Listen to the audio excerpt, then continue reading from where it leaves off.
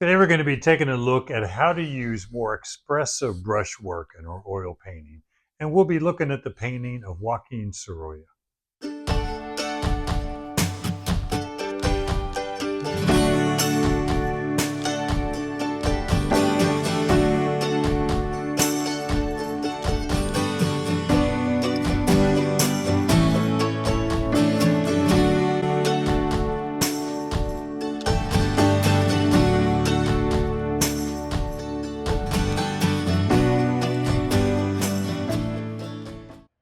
Now we'll start with some paintings by Joaquín Sorolla. He was a Spanish painter born in 1863 and died in 1923. And his brushstrokes were very big and loose.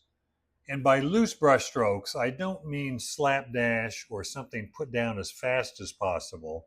But as a definition, loose brushstrokes are brushstrokes that focus on capturing the form in the light with as big a brushstroke as possible, as opposed to tiny brushstrokes that focus on detail and too much rendering.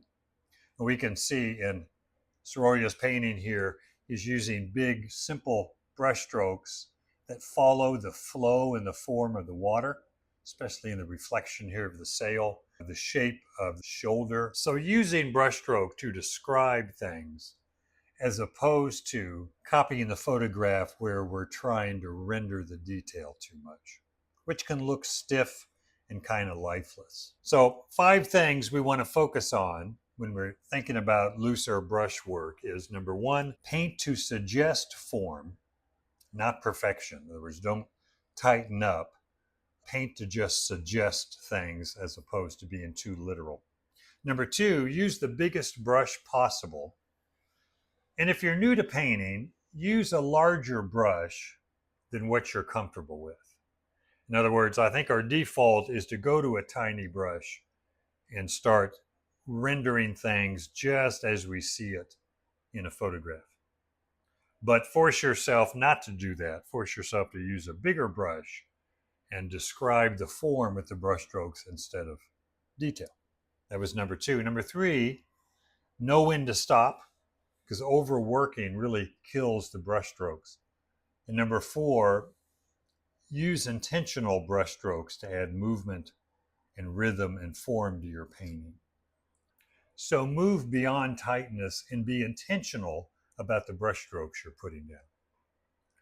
So we'll look at a few of his paintings here, and a lot of his paintings were done from life, if not most of these here. I'm sure he used photography, but he certainly didn't learn from photography, and the majority of his paintings, I think, were painted from life.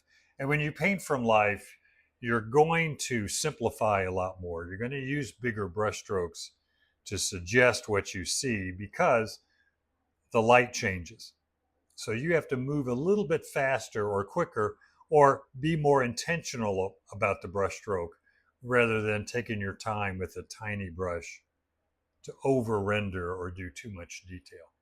As you can see in this still life here, each brushstroke is a definite choice here of where he's placing it, and he's putting it down and leaving it.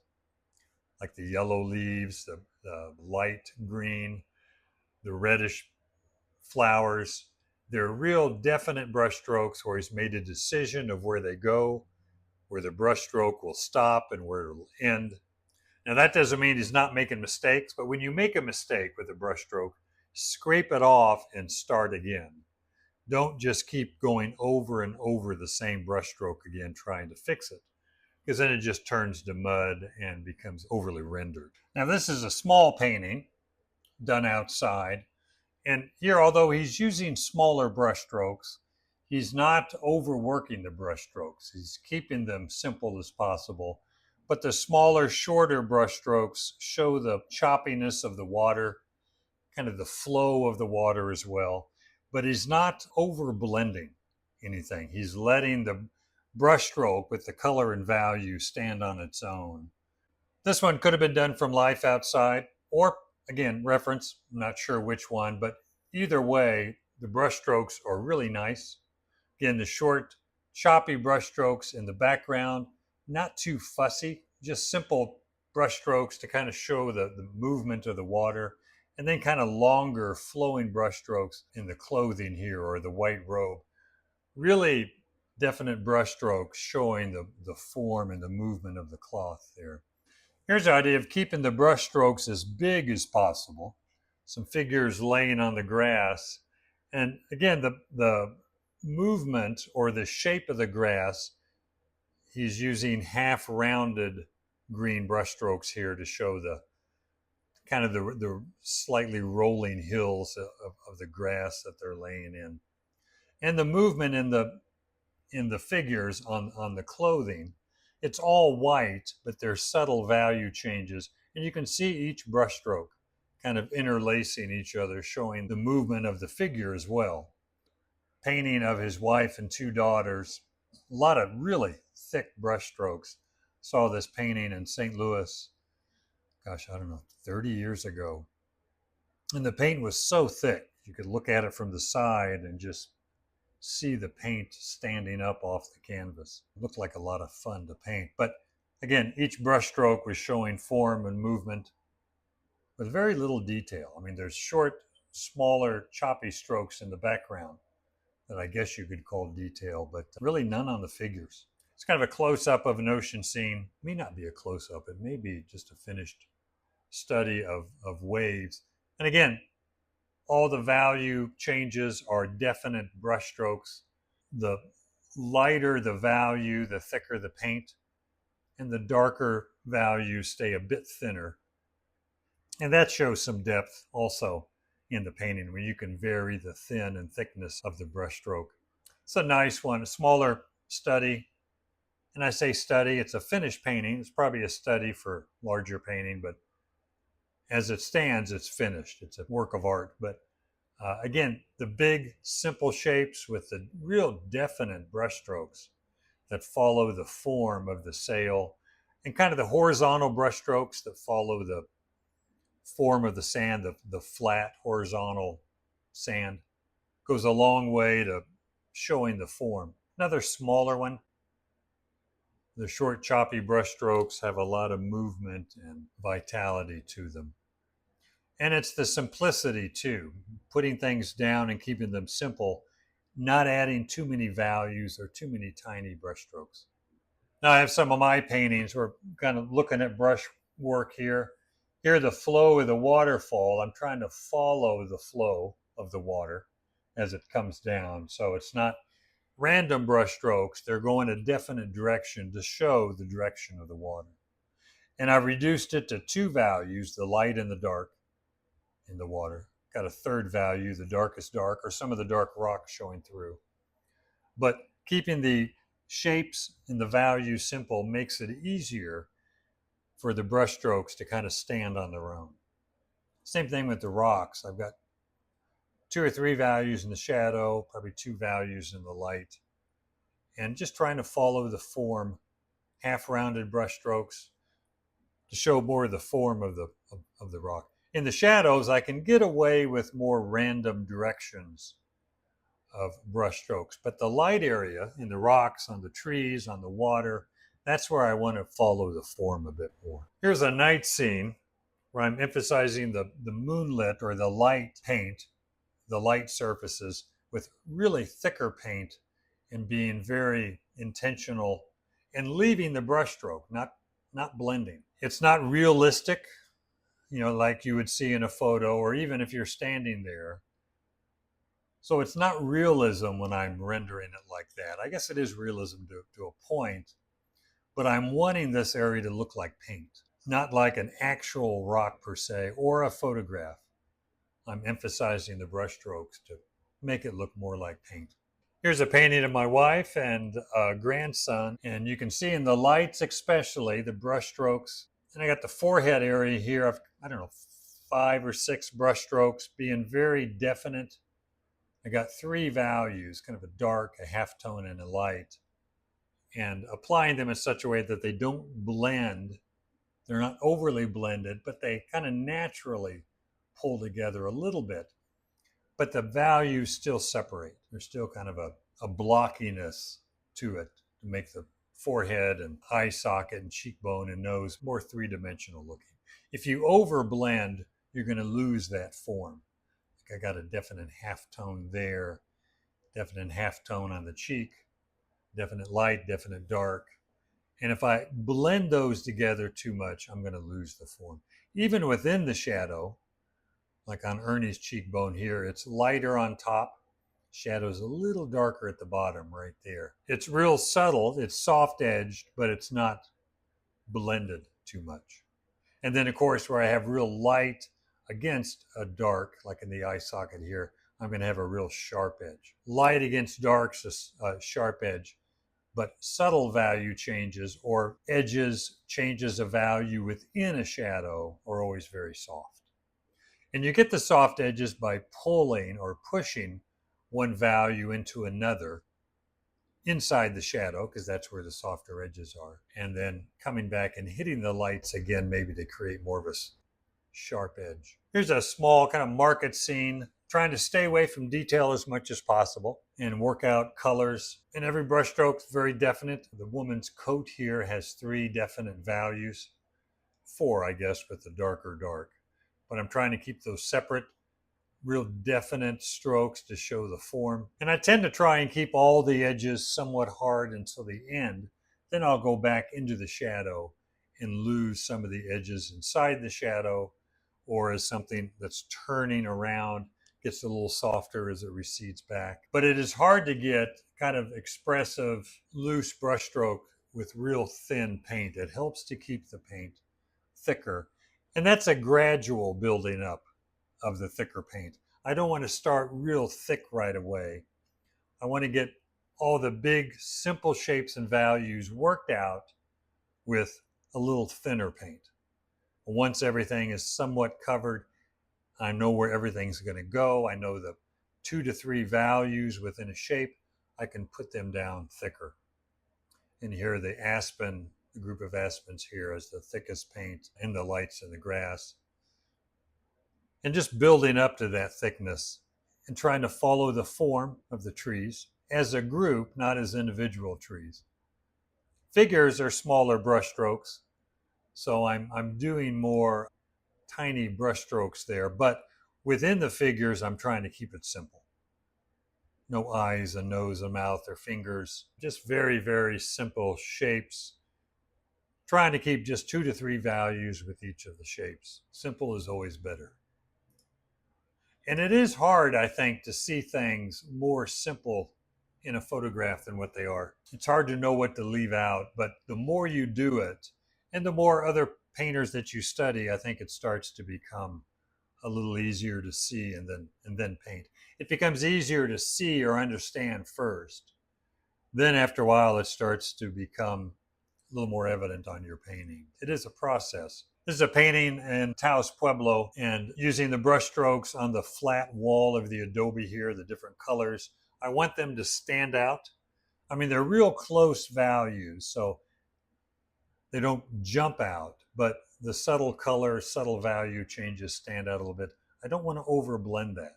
So the more simple brush stroke I can use, the better. If I'm working wet into wet, I'm using more flat synthetic brushes. When I'm first scrubbing in kind of the big areas, the big colors, just to get things covered, I'm using more bristle brushes. Here on the ovens, I'm using palette knife. I want that more of a chiseled form in there. It kind of contrasts the brushwork up here. And a little bit of palette knife in the snow as well. This is a painting from Greece, looking down into the Aegean Sea. Here I'm using negative brush strokes of the water to cut in and shape up the boats. It's hard to get the boats the right shape with the positive brush stroke of the boats. So using the negative brush stroke of the water to cut in to the thicker paint of the white boat. So I would block in the boats first because they're light. I want to keep them cleaner. So you can see it's pretty thick paint with about 3 to 4 values on the boat. Then I go back to my color of the water, load up a brush, and I cut in to shape up the boat even more. Because it's hard to get these kind of delicate shapes of these boats just by doing the positive brush stroke of the boats, you have to use the negative of the color and value around it to cut in. And using short, choppy brush strokes on the grass to show the texture of the grass. A little bit of palette knife in the rocks to show the flat plane of the sunlit rocks. Here I am using shorter, choppier brush strokes to show the texture of the leaves. They aren't giant leaves, they're pretty small, these cottonwoods. So I am at the end, my lightest value resorting to a smaller brush stroke, but blocking it in first, the kind of half-tone lights and the shadows with bigger, simpler brush strokes. And you always go from bigger brush stroke to at the end, you're finishing up with smaller. And that's what I did with this lightest yellow and some of the fallen leaves and some of the sky holes. The smaller detail always comes at the end with a smaller brush. But I generally start the painting with oil bristle brushes, usually filberts or flats. Flats always become filberts after a while because they start to wear out. And when they're kind of halfway wore out, but clean, not stiff with old paint in it, the half worn out brushes are real nice for scrubbing in big areas. Bigger brushes, not tiny ones. Here's a night scene from Yosemite, and using the brush strokes here to show the value changes in the sky. And again, the lighter the value, the thicker the paint and more definite the brush stroke. The shadows, I can get away with scrubbing a bit more. Like the grass down in here, I'm using more horizontal brush strokes to show the flatness of the ground. And I've got on my palette, when I do this, 2 or 3 colors already mixed up that I've decided on. And I'll just lay them in one at a time. But I've already made the decision of kind of a green, to blue-green, orange, a little bit of violet, a little bit of a kind of a red-orange, and just lay them in. Big, long, horizontal brush strokes to show that. And here I'm using a big, soft, clean brush, probably a number 8 soft synthetic, and I'm pulling down to really soften the reflection in the water and using the brush strokes here to follow the flow of the movement inside the water. So another one from Yosemite. And again, trying to keep most of it simple. The trees back in here, just a simple light yellow green and then a darker green with a little bit of variation of color and value in the lights, but not much. Trying to really keep the values separate. There's a lot going on in the lights of the rocks, so there's a bit more value change, maybe a bit more pulling and pushing of the brush to kind of get a little bit of that blendedness on the rock, but not so in the grass. I want short, choppy strokes that stand out and separate from each other. But knowing that I want little softer edges in the shadows, harder edges between the light and the shadow, really helps me understand where my hard and soft edges are going to be. Another night scene from Teton National Park. And again, very definite brush strokes following the form of these branches.